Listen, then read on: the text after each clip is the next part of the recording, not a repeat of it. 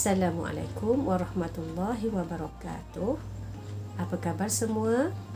Ustazah doakan semuanya sihat dan sentiasa selamat. Pada kali ini, insya-Allah kita akan mempelajari bidang akidah di bawah tajuk nifaq. Murid-murid boleh buka buku teks pendidikan Islam, muka surat 106. Perhatikan gambar dan fikirkan. Gambar tersebut menceritakan kepada kita kisah seorang pengembala kambing yang menipu orang kampung. Dia menjerit meminta tolong orang kampung supaya menyelamatkan kambingnya yang diserang harimau. Orang kampung datang terburu-buru, namun pengembala kambing hanya ketawa kerana berjaya menipu mereka. Orang kampung sangat marah dan berlalu. Tiba-tiba, kambing pengembala benar-benar diserang seekor harimau. Jeritan pengembala tidak lagi dihiraukan orang kampung kerana mereka menyangka mereka dipermainkan lagi. Apakah akibat yang diterima oleh pengembala tersebut? Akhirnya, dia juga yang mendapat susah dan menerima padah atas perbuatannya yang buruk itu. Menipu adalah antara sifat nifaq. Apakah maksud nifaq? Nifaq ialah menzahirkan keimanan dan menyembunyikan kekufuran. Orang yang memiliki sifat nifaq dipanggil munafik. Apakah hukum nifaq? Hukum nifaq adalah haram. Hukum nifaq adalah haram kerana Allah memberikan ancaman terhadap golongan munafik. Firman Allah Subhanahu wa taala, Bismillahirrahmanirrahim. Innal munafiqina fid darkil asfali minan nar. Sadaqallahul azim. Surah An-Nisa ayat 145. Maksudnya, sesungguhnya orang-orang munafik itu ditempatkan pada tingkatan yang paling bawah daripada lapisan neraka. Daripada ayat tersebut, jelas kepada kita balasan untuk orang munafik sangat dahsyat. Nabi Muhammad SAW sendiri telah menyatakan ciri-cirinya dengan jelas. Sabda Nabi Muhammad SAW, an Abi Hurairah radhiyallahu anhu qala Rasulullah sallallahu alaihi wasallam, ayatul munafiqi thalathun, idza haddatha kadzaba, wa idza wa'ada akhlafa, wa idza tumina khana. Rawahul Bukhari. Maksudnya, daripada Abu Hurairah radhiyallahu anhu bahawa Nabi Muhammad sallallahu alaihi wasallam bersabda, tanda munafik itu ada 3. Apabila bercakap, dia berdusta. Apabila berjanji, dia mungkir. Apabila diberikan sesuatu amanah, dia khianat.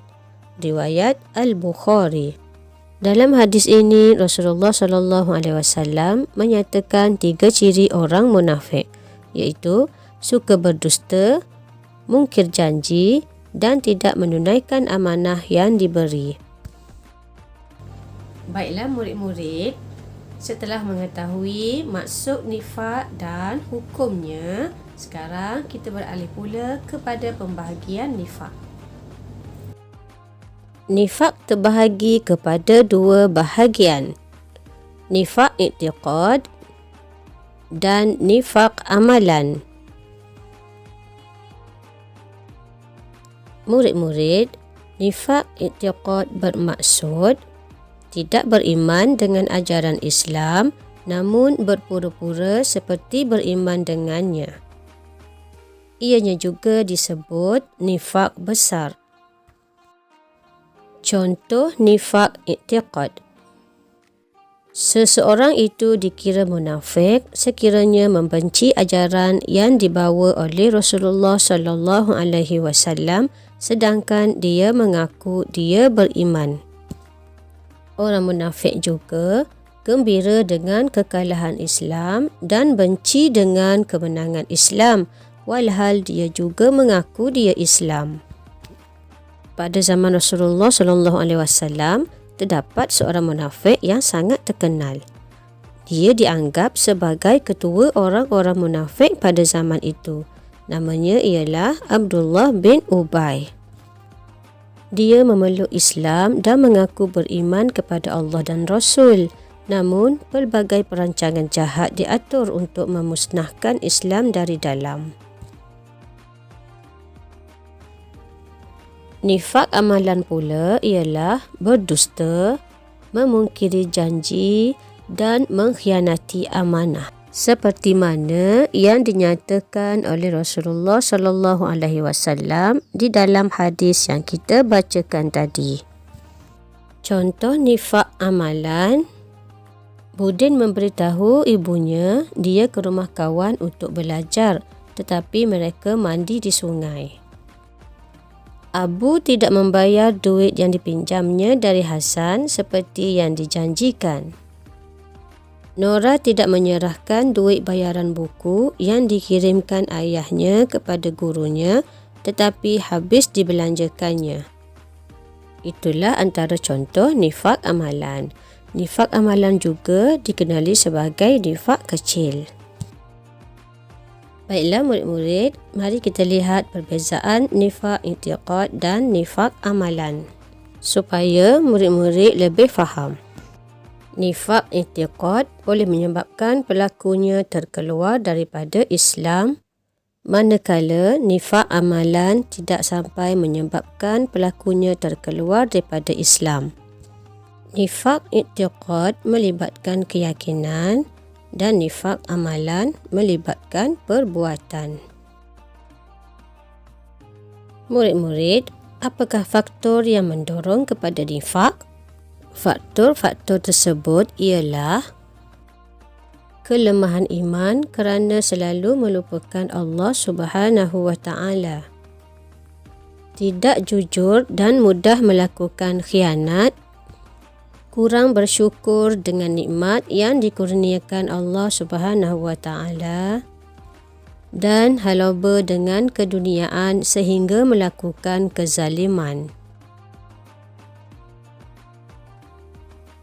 Perkara-perkara yang menyebabkan nifak pula, apabila bercakap, dia berdusta, apabila berjanji, dia mungkir, apabila diberikan sesuatu amanah, dia khianati.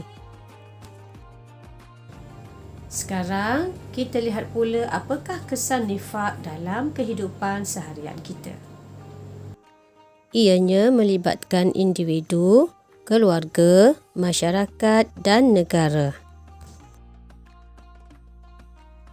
Kesan terhadap individu, dibenci masyarakat, hilang rakan dan taulan, dan sentiasa berada dalam keresahan dan ketakutan. Kesan terhadap keluarga pula, hilang rasa kasih dan sayang, tiada hormat menghormati sesama anggota keluarga dan timbul perasaan curiga. Manakala kesan terhadap masyarakat pula, melemahkan perpaduan dan kesatuan, sentiasa berbalah dan bergaduh, dan hilang nilai dan akhlak bermasyarakat.